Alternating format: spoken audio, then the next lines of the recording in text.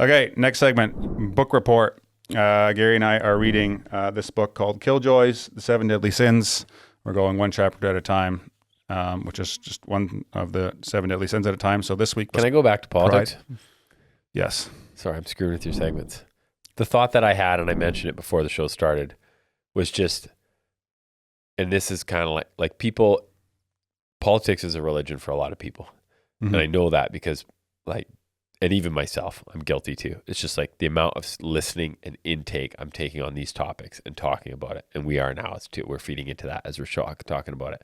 But just the amount of knowledge, like I hung out with some young guys, great guys, like they're not well-versed in a lot of things, but they were very well-versed in this. They knew the whole electoral system. I was like, these guys are in their early 20s, right? And they're just like very knowledgeable on which states, what had to happen. And I'm like, you could just tell that they are taking in a huge amount of content, which there again, it's great to be knowledgeable about it, but it's like, hey, if you were in the Word to that extent, or if you were helping other people to that extent, or there's just a lot of good things that we can use our time for. And we need to, I feel like, especially as Christians, I just think we're really accountable for every minute and what we're doing with it. So I felt, well, I mean, that's where my pushback is, because I actually do think it's really important. And I would definitely wouldn't want to come across not feeling that. I just think it's not of utmost importance, right? Like ultimately, well, the news to a certain degree is it's a sold product, right? They're and the person watching, and the person watching is that's right. And so if you think about the news, like why is it? It's designed for you to come back and click again. It's designed for you to come back and listen more, and it's all stuff that's generally fear. Like, the Bible verse that says, think on what is righteous, think on what is good, think on what is pure. It's pretty hard to take that Bible verse and lay it beside the news and say, like, these match. Like, they don't. But it's like, it's really easy to spend hours and hours there. And I agree that's really just, it's an addiction like anything else, like escape. Some people follow sports to the nth degree, or some people take the focus off whatever yourself. the thing is. Yeah. Sorry. Anyways, it's actually attached to the book report. Okay. Because of pride. Next section, next segment, book report. Gary and I review and discuss insights from a book that we're reading. This book is Seven Deadly Sins, Killjoys by Marshall Siegel, if you guys want to get it and read along. So next week we'll be doing the next chapter. This week's on pride. I read it and I've highlighted some pieces. You read it partly right before we started here. Anything to say before I read some of these quotes here? No, go ahead. Pride, however, can be hard to spot, much less kill. Jonathan Edwards said, pride is the most hidden, secret, and deceitful of all sins. Fighting pride is like fighting a shape shifter. It can appear in forms that look like the polar opposites, building up and tearing down. Here are the 6 interrelated forms.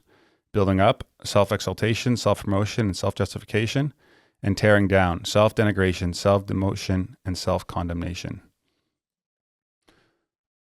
You relate to that? Yeah, a little further on, I don't know where in there, it talks about kind of stems from idol worship or who you worship. And I feel like,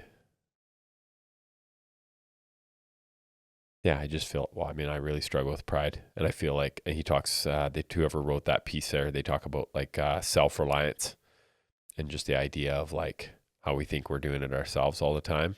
And how ridiculous that is, and how much we control, right?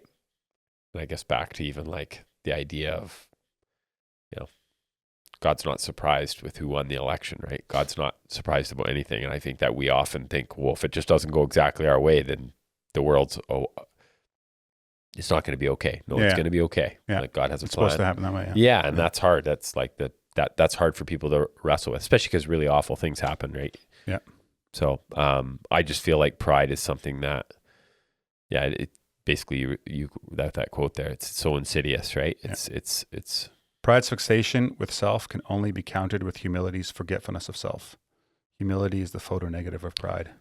Yeah, he quotes a famous, I think it was C.S. Lewis that said, being humble is not thinking less of yourself; it's just thinking about yourself less. Yeah.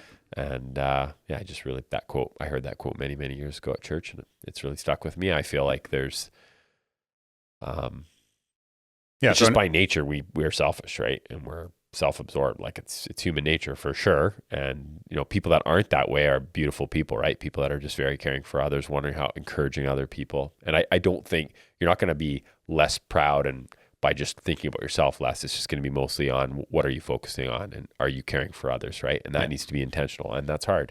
Yeah. And it's interesting too, like, because sometimes people can say, you know, the negative side of pride, which I read earlier, was that like they talk bad about themselves all the time, or like they're, you know, don't want to talk about themselves or any of the other things like that. But that's actually not humility, because your focus is still on yourself. And it's just, you know, the backwards form of pride. And you can tell the difference because joy is missing, because true humility is they're joyful people.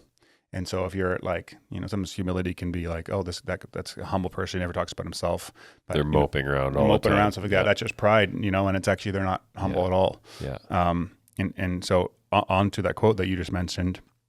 In other words, I'm quoting here from the book because he mentions that quote. In other words, humility is fundamentally a form of self-forgetfulness as opposed to pride's self-fixation. And humility's self-forgetfulness has a certain flavor, joy. It's not dour or sour. Yeah. So I often feel like in working in the trenches with people that are really struggling, even myself back in the day, just like so many people spend so much time exactly that, just thinking about how they're doing. And, you know, it came up a few weeks ago on the podcast, you were talking about how I get out of that. And like, I did it again in the last week. You just go down to the warming center in Chilliwack, right? Or you just, any day of the week, you can go to Ruth and Naomi's and walk around and talk to people. And you just do that for 10, 15 minutes. And you will have a healthier perspective and be more joyful. You just will, even through all that carnage, right? Yeah. Because most of us are stuck in our own tough spot, and everybody has tough stuff. That's just part of life, right? Like to varying degrees. And some people even listening to this are probably in really tough spots, but there's still, the perspective does help. Yeah, perspective does help. It does help, right? So in Corinthians, Paul's writing to the Corinthians and talking to them about pride. And there's a little piece in here that talks about that, and it talks about how Paul got saved, you know, like through this big vision. And he kind of, you know, I'll read the piece here. Paul labored to help the pretentious Corinthians see. He makes this point in a shocking way in 2 Corinthians 12. Paul received stunning visions of a heavenly glory, but surprisingly, he was in danger of becoming conceited. If this happened, he would fall into the trap of becoming like the false teachers who were marked by pride and arrogance. Therefore, Paul received an incredibly painful thorn in the flesh in order to keep him humble.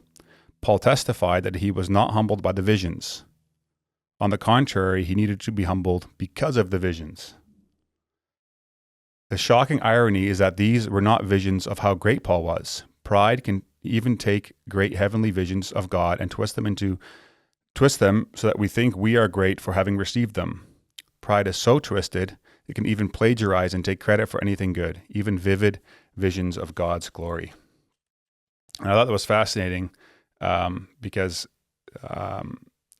admitting that, like, even receiving something, you know, great from God, let's say riches or a vision, or like Paul got, or something else like that. Very typical that it would quickly be, becomes about us, you know, like I got this thing, and that he, you know, it's never the good things that make us humble.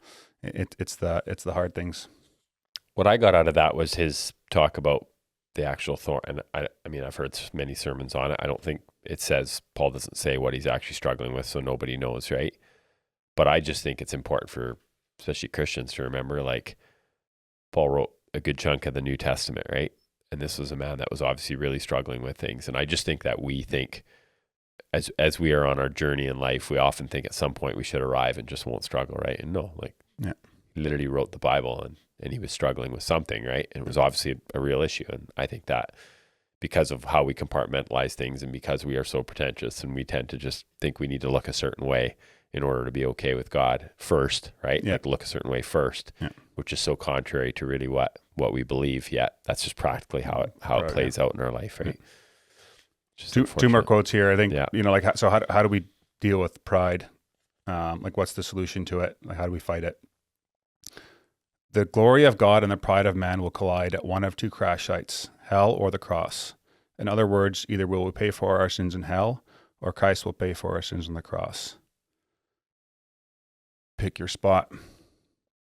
I don't mean to be an Arminian, but those are the only two Pick your spot. two places that we can deal with. I mean, because pride ultimately is a worship issue. We cannot think about ourselves less unless we think about something else more. So for our part, we must pray and ask the Spirit to open our eyes to more of God's glory so that we are ever more in awe of Him and ever less in awe of ourselves, which I think is just an awesome way to describe it, because that's essentially what it is, right? Are we the most important in our lives, or is it going to be God? And but the beautiful thing is that we know it's ourselves, and God still offers us grace in that spot. Okay, so next week it'll be envy. We'll talk about that if you want to follow along. Next segment, score. Hey guys, if you enjoyed that episode and were blessed by it, would you be willing to support the show? That would help a lot in creating more content, improving the quality of the content, putting the production value. Hey guys, if you enjoyed that episode and were blessed by it, would you be willing to support the show? That would help. If you're interested in doing that, you can click more content, improving the quality of the content. You can also subscribe to the podcast. Hey guys, if you enjoyed that episode and were blessed by it, would you be willing to support the show? That